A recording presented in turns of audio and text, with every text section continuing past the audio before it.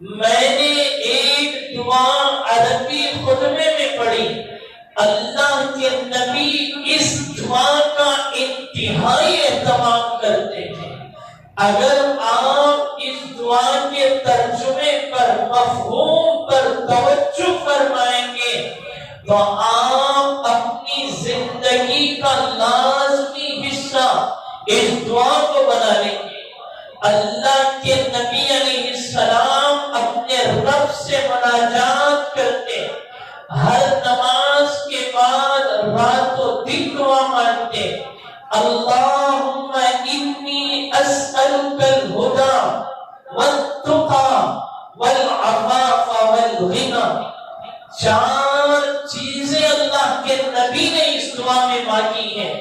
سب سے پہلی چیز آج امت کو جس کی سب سے زیادہ ضرورت ہے، اللہ کے نبی فرمائے اپنے رب سے، اے اللہ میں تجھ سے سوال کرتا ہوں ہدایت کا۔ آج آپ بیٹھے ہیں امام پنج وقتہ نمازوں میں، مختلف پنج وقتہ نمازوں میں، اور اس کے بعد سنن و نوافل میں جب کھڑے ہوتے ہیں تو سورہ فاتحہ کی اس آیت کو ضرور پڑھتے ہیں جس کو پڑھے بغیر نماز ناقص ہو جاتی ہے۔ اہدنا الصراط المستقیم، اے اللہ ہمیں سیدھے راستے پر چلا دیجیے، ہمیں سیدھے راستے پر کھڑا کر دیجیے۔ اہدنا الصراط المستقیم کا آگے اللہ تعالیٰ نے اور واضح طور پر مفہوم بیان فرمایا، صراط الذین انعمت علیہم، ان لوگوں کا راستہ جس پر آپ نے انعام کی بارش کی ہے، یعنی نبیوں کا، صحابہ کا، تابعین کا، اولیاء کا جو سیدھا راستہ تھا، اس راستے پر ہمیں چلا دیجیے۔ تو معلوم ہوتا ہے کہ اللہ کے نبی جو اپنی دعا میں ہدایت مانگ رہے ہیں، وہ دعا اپنے پروردگار کو اتنی پسند ہے کہ خدائے وحدہ لا شریک نے بھی قیامت تک آنے والے مسلمانوں کے لیے جب وہ مصلی پر کھڑے ہوں، نماز کے لیے تکبیر کہیں، تو اس آیت کے بغیر ان کی نماز نامکمل ہوتی ہے۔ قربان جائیے جناب محمد رسول اللہ صلی اللہ علیہ وسلم پر۔ آپ نے فرمایا کہ ایک دور ایسا آئے گا کہ صبح ہوگی ایمان کی حالت میں اور شام ہوگی کفر کی حالت میں، اور فرماتے کہ شام اگر ایمان کی حالت میں ہوگی تو صبح ہوگی کفر کی حالت میں۔ آج جس دور سے میں اور آپ گزر رہے ہیں، پتہ نہیں صبح کس حالت میں ہو رہی ہے، شام کس حالت میں ہو رہی ہے۔ میرے اور آپ کے ایمان کی کوئی گارنٹی نہیں۔ ایسے موقع پر اس دعا کا اہتمام ہر گھر، ہر فرد پر، ہر مسلمان پر، امت مسلمہ کے تمام لوگوں پر ضروری اور لازم نظر آتا ہے۔ اس لیے اللہ کے نبی نے فرمایا، اللہم انی اسألک الہدی، اے اللہ میں تجھ سے ہدایت طلب کرتا ہوں۔ آگے چلیے دوسری چیز کیا مانگ رہے ہیں؟ اللہم انی اسألک الہدی والتقی، اے اللہ ہدایت کے ساتھ ساتھ تقوی والی زندگی نصیب فرما۔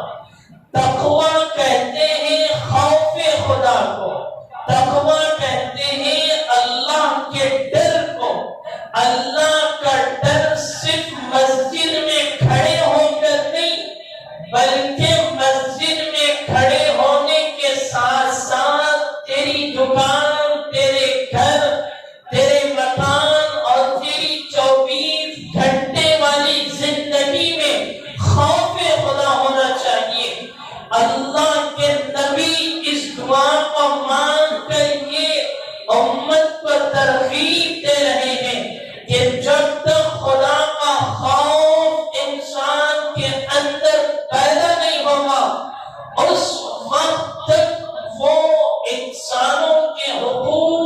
ادائیگی میں کامل نظر نہیں آئے گا۔ میاں بیوی کے درمیان جھگڑے، بچوں کو ماں باپ کی قدر معلوم نہیں، نافرمان ہوتے جا رہے ہیں، دکانوں میں تجارت نہیں ہے، جھوٹ، دھوکہ اور غداری اور اس کے علاوہ بہت ساری برائیاں قوم میں رائج ہیں، جسے گنوانے کے لیے ایک لمبے وقت کی ضرورت ہے۔ اللہ کے نبی فرما رہے ہیں ان ساری برائیوں سے بچنا چاہتے ہو تو اپنے اندر تقوی اور خوف خدا پیدا کرو۔ خوف خدا کے ذریعے تمہاری جرأت اور ہمت نہیں ہوتی کہ تم رات کے اندھیری کوٹری میں اور ایسی جگہ جہاں پر کسی کی نگاہ نہ پڑ رہی ہو، ان جگہوں پر بھی تم جو ہے اس خوف کے ذریعے اپنے گناہوں سے بچ سکتے ہو۔ ایک بزرگ کا واقعہ تاریخ نے لکھا ہے کہ انہوں نے ایک مرتبہ راستے سے گزر رہے تھے، وہ پڑھنے والے طالب علم تھے، قرآن کا علم، حدیث کا علم، روزانہ اس راستے سے گزرتے ہوئے جاتے اور ایک استاد کے پاس بیٹھ کر واپس پڑھ کے آ جاتے۔ ایک مرتبہ ایک خاتون کی نگاہ ان پر پڑی تو اس نوجوان کی خوبصورتی کو دیکھ کر وہ فریفتہ اور عاشق بن گئی۔ اس نے سوچا کہ کسی طرح اس نوجوان کو اپنے جال میں پھنسایا جائے، تو اس نے ایک مرتبہ اپنے گھر بلایا کسی چیز کی مدد کے تحت۔ وہ آئے کہ خاتون ہے، مدد طلب کر رہی ہے، چلو جائیں اس کی مدد کریں۔ جب گھر میں داخل ہوئے تو اس نے دروازے کی کنڈی لگا لی اور لگانے کے بعد کہا کہ میں بہت دنوں سے اس بات کی منتظر ہوں کہ میں تمہارے ساتھ وہ عمل کروں جو ایک مرد ایک عورت کے ساتھ اندھیرے میں کر جاتا ہے، اکیلے پن میں کر جاتا ہے۔ انہوں نے کہا کہ اتنا بڑا گناہ کا عمل میں کروں، میری جرأت کیسے، میری ہمت کیسے، کہ مجھے تو خدا دیکھ رہا ہے۔ اللہ کے پاس اس گناہ کی بہت بڑی پکڑ ہے۔ قرآن کہتا ہے زنا کرنے والا مرد اور زنا کرنے والی عورت، ان دونوں کو 100 کوڑے مارے جائیں تاکہ عبرت حاصل ہو، اس گناہ کی طرف کوئی قدم نہ بڑھائے۔ تو وہ کہتے ہیں اللہ کی ناراضگی اتنی سخت ترین ہے کہ اس عمل پر خدا کے بارگاہ میں کوڑوں کا حکم دیا جا رہا ہے۔ تو انہوں نے کہا ٹھیک ہے، مجھے کچھ ضروریات سے فارغ ہونا ہے۔ وہ استنجا خانے گئے اور جا کر انہوں نے اپنے پورے ہاتھ میں جو گندگی تھی اس گندگی کو اپنے جسم پر لگا لیا۔ اس نے کہا کہ یہ کیا ہے، کوئی آپ کو ہاتھ لگانے کے لیے تیار نہیں۔ وہ نکل کر باہر چلی گئی اور ان کو بھی باہر کا راستہ دکھا دیا۔ وہ جب باہر گئے تو ایک جگہ انہوں نے غسل کیا اور غسل کرنے کے بعد جب استاد کے پاس پہنچے تو ان کے جسم میں اتنی مزیدار خوشبو اللہ تعالیٰ نے طاری کر دی کہ نہ کبھی شاگردوں نے ایسی خوشبو محسوس کی اور نہ کبھی استاد نے۔ پوچھا استاد نے کہ آج کیا دن ہے، کہ دیکھا جا رہا ہے کہ خوشبو کی عجیب عجیب مہک نظر آ رہی ہے، یہ کس کے جسم سے؟ تو وہ جب معلوم ہوا تو وہی فرد جو اپنی اس عورت سے زنا اور گندے کرتوت سے اپنے آپ کو بچا کر گندگی لاد لی تھی، اللہ تعالیٰ نے اس گندگی کے بدلے اس کے جسم میں خوشبو پھیلا دی۔ تو پھر استاد نے مبارکبادی کی۔ تو میں اس واقعے کو ذکر اس لیے کر رہا ہوں کہ خوف خدا جب انسان کے دل میں ہوتا ہے، تقویٰ ہوتا ہے، تو بڑی سے بڑی گندگیاں، خباثتیں، غلاظتیں جس کا انسان شکار ہو جاتا ہے، اس خوف خدا کے ذریعے وہ بچ نکلتا ہے۔ یہ دوسری دعا ہے، اللہم انی اسألک الہدی والتقی والعفاف۔ عفاف کے معنی کردار کی پاکیزگی۔ یہ تیسری چیز اللہ کے نبی نے مانگی، اے اللہ میرے کردار کو پاکیزہ بنا دے، میرے کردار کو اچھا بنا دے، میرے کردار کو خوشنما بنا دے۔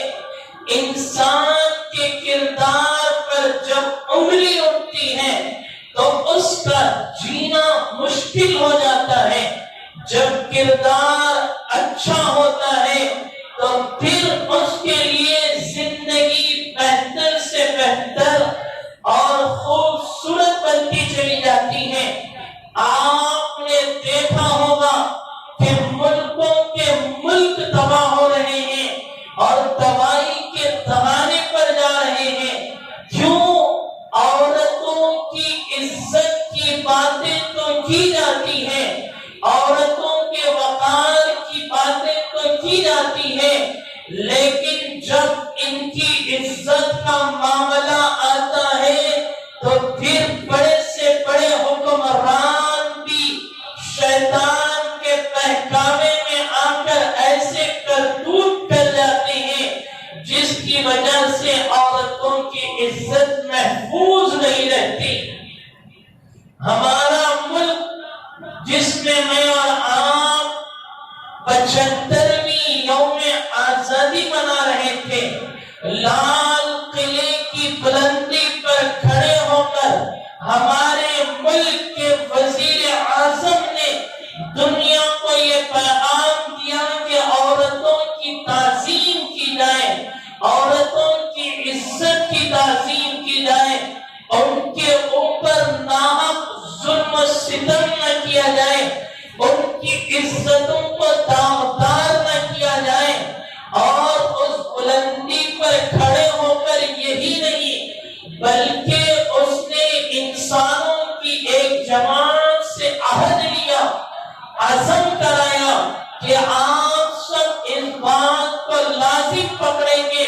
سب لوگوں نے ہاتھ اٹھا کر اس بات کی تائید کی، لیکن اسی دن کیا دیکھنے میں آتا ہے کہ ملک کا وزیر اعظم اس بلندی پر کھڑے ہو کر عورتوں کی عزت اور عصمت کی بات تو کرتا ہے، لیکن بلقیس بانو جو گجرات کی خاتون ہے، جس کو 2002 کے فسادات میں اسی وزیر اعظم کی وزرائے اعلیٰ کے عہدے میں جو گجرات کے فسادات ہوئے، ہزاروں ماؤں اور بہنوں کی عزت کو داغدار کیا، اسی میں ایک خاتون بلقیس بانو بھی تھی جس کے گھر کے 14 افراد قتل کر دیے گئے، اور یہ 19 سال کی بچی تھی اور شادی شدہ تھی، 5 مہینے کا حمل اس کے پیٹ میں تھا۔ ظالموں نے ظلم کی انتہا اس درجے آگے بڑھا دی کہ اس علاقے کے بازو کے رہنے والے افراد نے بلقیس بے عزتی کا معاملہ کیا، اس کی عزت کو داغدار کیا، اس کی عزت کو نچھاور کر دیا گیا۔ اور جب یہ بیچاری جب اپنے گھر کے 14 سے 7 افراد قتل کر دیے گئے اور اس کے ساتھ اتنا خطرناک اندوہناک معاملہ پیش آیا تو یہ در در کی ٹھوکریں کھاتی رہی، پھرتی رہی کہ ہمارے ملک کا ایک کوٹ ایسا ہے جس میں انصاف ہمیں مل سکتی ہے۔ تو بیچاری انصاف کی امید رکھتے ہوئے بارہا مختلف جگہوں پر چکر لگاتی رہی، لیکن معاملہ اس درجے آگے بڑھا کہ وہ گجرات کی حکومت اس مسئلے کو حل کرنے کے لیے تیار نہیں ہوئی۔ تو پھر یہ فیصلہ CBI کے ذریعے مہاراشٹر بمبئی لایا گیا۔ بمبئی میں اس کا فیصلہ ہوا کہ یہ 11 ملزم جو بلقیس بانو کے ساتھ غلط حرکت کی ہے، اس کی عزت کو داغدار کیا ہے، ان کو عمر قید کی سزا سنائی گئی۔ سارے ملک میں ایک امید روشن ہوئی کہ ملک انصاف کی طرف آگے بڑھ رہا ہے۔ آج بھی اس ملک میں انصاف کی کرنے باقی ہے، انصاف کی امید باقی ہے، لیکن آتے آتے 75ویں یوم آزادی کا دن منایا جا رہا ہے۔ وزیر اعظم عورتوں کی عزت کی بات کر رہے ہیں، لوگوں میں ایک اچھی امید جاگ رہی ہے، وہ بھی امیدوں سے بھری ہوئی ہے کہ اب وزیر اعظم کا اعلان ہوا ہے کہ تعلیم کے مسئلے میں ہمیں پردہ کوئی رکاوٹ نہیں ہوگا، ہم اپنے مذہب کی پوری تابعداری کے ساتھ تعلیم حاصل کر سکتے ہیں۔ لیکن جب اسی دن گجرات کی حکومت نے اعلان کیا کہ بلقیس بانو کے جو قیدی 11 ہیں، ان کو جو سزا عمر قید کی سنائی گئی تھی وہ آزاد ہیں، ان کو چھوڑا جا رہا ہے، ان پر کوئی الزام نہیں ہے۔ تو اب ایک طرف لال قلعے کی بلندی پر انصاف کی باتیں اور دوسری طرف وہ جگہ جو وزیر اعظم کی پرانی جگہ تھی، وہاں سے بلقیس بانو کے کیس پر جو لوگ ملوث تھے ان کو کھلی چھوٹ دی جا رہی ہے، ان کو الزام سے بری کیا جا رہا ہے۔ تو سوچئے کہ ظاہری طور پر لوگوں کے آنکھوں میں کچھ اور ڈالا جا رہا ہے، اندرونی طور پر کچھ اور سازشیں مسلمانوں کے خلاف کی جا رہی ہے، جس کے لیے امت مسلمہ کے ہر فرد کو بیدار ہونے کی اور اس کی طرف توجہ دینے کی ضرورت ہے۔ تمام سیاسی پارٹیوں نے اور دوسرے لوگوں نے اس کی تردید کی اور اس کی مخالفت کی کہ ہم اس کی تردید کرتے ہیں، لیکن امت مسلمہ کے کسی فرد کو اس بات کا علم نہیں کہ بلقیس بانو جیسی مظلومہ عورت کے ساتھ جن لوگوں نے بدخیانتی بد کرداری کا معاملہ کیا، آج انہیں معاف کر دیا گیا۔ اللہ کے نبی علیہ السلام اور اس کے بعد تمام صحابہ اور تابعین تبع تابعین جنہوں نے حکومت کی ہے، اور ہمارے اس ملک میں 1000 سال تقریباً مسلمانوں کا دور حکومت رہا، لیکن ان معاملوں میں انصاف اتنا قدر آگے تھا جس کی کوئی مثال دنیا پیش نہیں کر سکتی۔ آج انصاف کو ختم کیا جگہوں پر انصاف کی امیدیں مسلمانوں کی تھی، ان جگہوں پر بھی ایسے گندی ذہنیت کے لوگ مسلط کیے جا رہے ہیں جن سے انصاف کی کوئی امید نہیں۔ تو اللہ کے نبی علیہ السلام کی یہ دعا جو حضور نے مانگی، اللہم انی اسألک الہدی، اے اللہ میں تجھ سے ہدایت طلب کرتا ہوں۔ وہ ہدایت کا سر چشمہ تھے، ہدایت جن کے ذریعے ساری دنیا میں پھیلی، وہ نبی ہدایت طلب کر رہا ہے تو سمجھیے کہ اس کی اہمیت کس قدر بڑی ہوئی۔ آگے فرماتے ہیں اسألک الہدی والتقی، اے اللہ ہمیں تقوی نصیب فرمائیے۔ تیسری چیز والعفاف، اے اللہ کردار کی پاکیزگی نصیب فرمائیے۔ دنیا کا مظلوم اور دنیا کا ظالم حکمران آج ظلم پوری طرح سے مسلط کرنے کی کوشش کر رہا ہے۔ اس ظلم کو ختم کرنے کے لیے جس ہستی کو اللہ تعالیٰ نے بھیجا، جناب محمد رسول اللہ صلی اللہ علیہ وسلم، وہ مجھے اور آپ کو سکھلا رہے ہیں کہ ظلم کا خاتمہ چاہتے ہو، عورتوں کی عزت چاہتے ہو، ان کی پاکیزگی چاہتے ہو، تو اس دعا کو اپنی نمازوں کے بعد مانگا کرو اور اس کے لیے کوششیں بھی کیا کرو۔ آج مجمع جمعہ میں ہے، اتنا بڑا مجمع آتا ہے، اگر ان میں سے کسی ایک کو کھڑا کر لیا جائے، اس دعا کو پڑھنے کے لیے کہا جائے، تو میں افسوس کے ساتھ کہہ سکتا ہوں کہ شاید کوئی ایک بھی ایسا ہو جو اس دعا کو پڑھ کر سنائے۔ لعنت ہو ایسی زندگی پر، اور بدبختی ہے ایسی زندگی پر جو نبی سے محبت کے دعوے تو کرتے ہیں لیکن نبی کی دعائیں اپنی زندگی میں، اپنے بچوں میں، اپنی ماؤں میں، بہنوں میں بالکل نظر نہیں آتی۔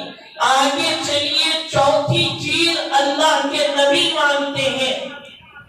تین چیزیں مانگی، ایک تو ہدایت، دوسرا تقوی، اور تیسرا کردار کی پاکیزگی، اور چوتھی چیز مانگ رہے ہیں غنا، والعفاف والغنا۔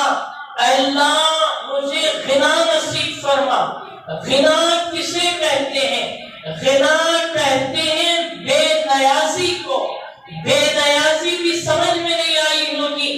کہتے ہیں کہ جو کسی کے پاس ہاتھ نہ پھیلائے، اپنی محنت سے کمائے، اپنی محنت سے کما کر اپنے گھر کو پالے اور گھر کے سارے لوگوں کے حقوق ادا کرے، اسے کہتے ہیں غنا۔ کسی دوسرے کا محتاج نہ ہو، اپنی محنت سے سب کچھ کرے۔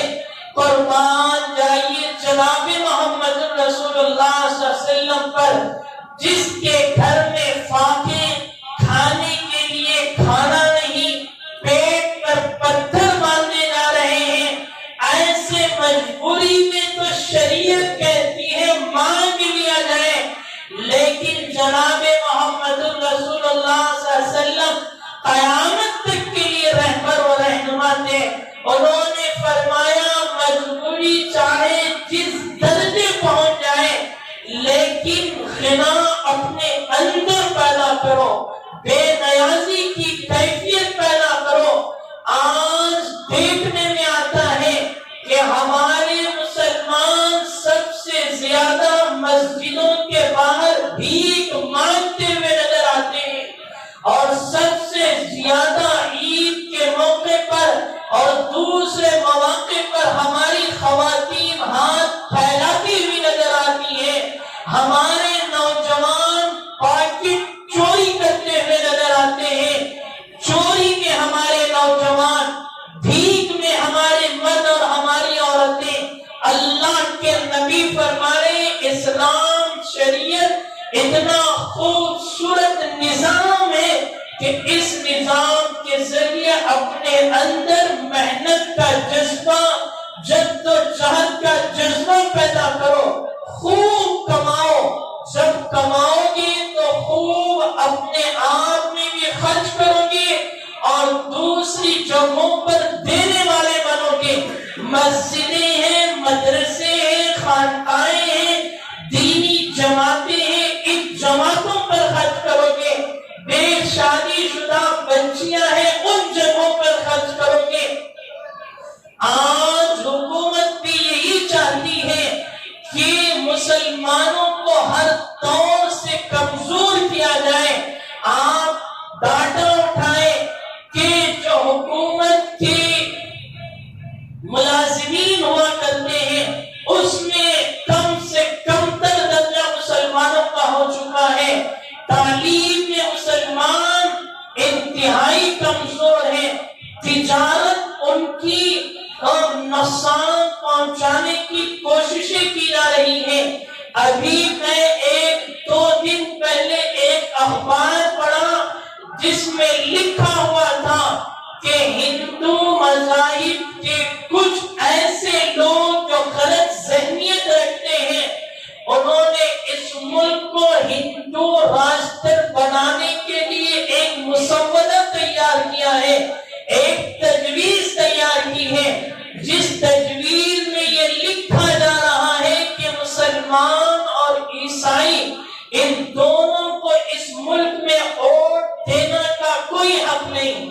اب یہ چیز پارلیمنٹ میں پیش کی جائے گی اور اسے پاس کرنے کی کوشش کی جائے گی تو اندھیری اور رات کی تاریکیوں میں ہمارے خلاف سازشیں تیار ہو رہی ہیں اور مسلمان گانجے میں، شراب نوشی میں، سگریٹ میں، جوا خوری میں، ان ساری چیزوں میں ملوث ہو کر اپنی زندگی کو تباہ و برباد کر رہا ہے۔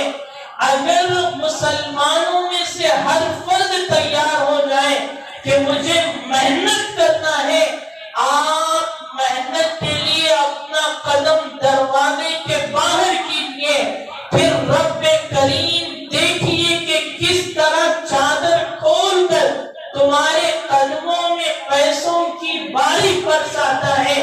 دنیا کا نظام ہے، اللہ نے بنایا ہے کہ محنت کرو گے تو ترقی پر چڑھو گے۔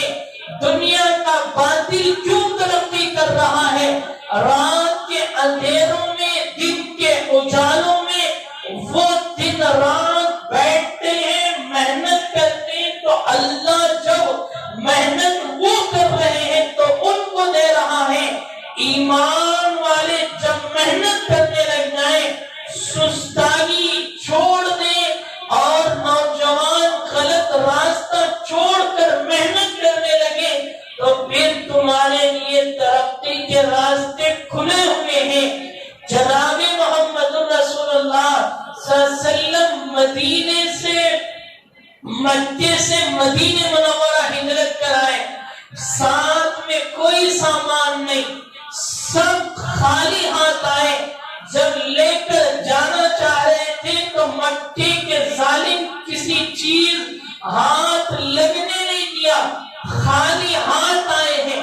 ابو بکر بھی ساتھ ہیں، عثمان بن عفان بھی ساتھ ہیں، پھر اس کے علاوہ بہت سارے صحابہ آئے۔ انصار سے حضور علیہ السلام نے فرمایا کہ یہ تمہارے بھائی ہیں، تم ان کو اپنے کاروبار میں شریک کرو، اپنا تم جو ہے کچھ مال لگاؤ، یہ جو مہاجر ہیں محنت کریں گے اور آپ کے مال کو بڑھا کر دیں گے اور اس میں سے تم ان کی محنت کے بقدر ان کو پیسہ دے دینا۔ صحابہ آئے اور مدینے میں انصار صحابہ کے پاس پیسہ تھا، مہاجر صحابہ اچھے تاجر تھے، تجارت اچھی آتی تھی، تو انہوں نے ان کے پیسے کو لیا اور خوب تجارت کی اور پھر انصار کو بھی فائدہ پہنچایا اور خود بھی بہترین تاجر بن گئے۔ ابو بکر تاجر ہیں، عثمان